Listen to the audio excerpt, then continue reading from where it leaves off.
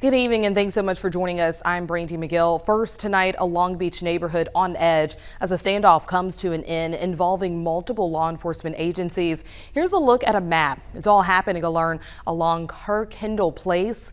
Now Royal Road is in that area and it leads to other roads, and it's actually been closed for hours so police and deputies can work. Noah Noble has been there all afternoon. He joins us now live with more on what he's learned. Noah?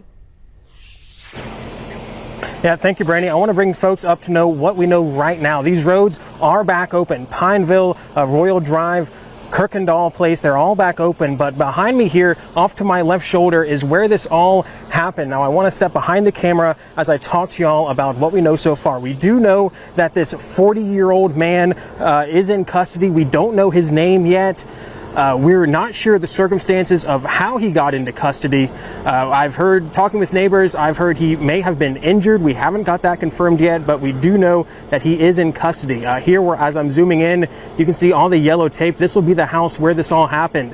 This all went down around 1 o'clock today. Police were called out here. Long Beach police were called out here for a domestic situation involving a 40-year-old man getting into some sort of argument with his elderly parents. Long Beach Mayor George Bass telling me earlier that when police got here, this 40-year-old guy went inside of his house, grabbed a pistol and opened fire on those Long Beach officers. Officers returned fire. Thankfully, those officers were not injured in that gun exchange, and then that's when this standoff occurred. At first, Mayor Bass told me the elderly parents were inside the house and it sounded like it was going to be a hostage situation. Thankfully, it didn't come to that. The elderly parents were allowed to leave the house by whoever this guy is, and police then began evacuating some of the neighbors in this area. Let's go ahead and take a look at some of the footage that I got here while on scene. When those neighbors were being evacuated, other law enforcement agencies were being called in. There was officers here from Biloxi, Gulfport, Harrison County. Their SWAT teams were here, as well as Harrison County Fire Rescue. I saw officers here from Pass Christian Police Department. This was really an all hands-on effort. SWAT teams were here. They had tents set up. They were going over game plans.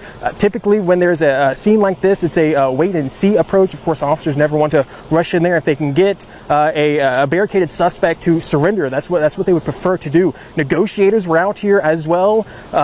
Mississippi Highway Patrol was on standby. Of course, Mississippi Bureau of Investigation is also here. Anytime there is an officer involved shooting, the state agency is going to be the agency in charge of this investigation. This all, like I said, it's all started around 1 o'clock, and the guy was in custody just before 5 o'clock. Of course, this neighborhood turning a lot quieter now as behind me detectives and law enforcement officers continue interviewing neighbors and making sure the situation is under control. I'm hoping to speak with I'm hoping to speak with Long Beach's chief of police here in a little bit to get an update to find out the condition of the guy that they arrested. And of course, we'll continue following the story as it develops live in Long Beach. I'm Noah Noble for WLOX News Now.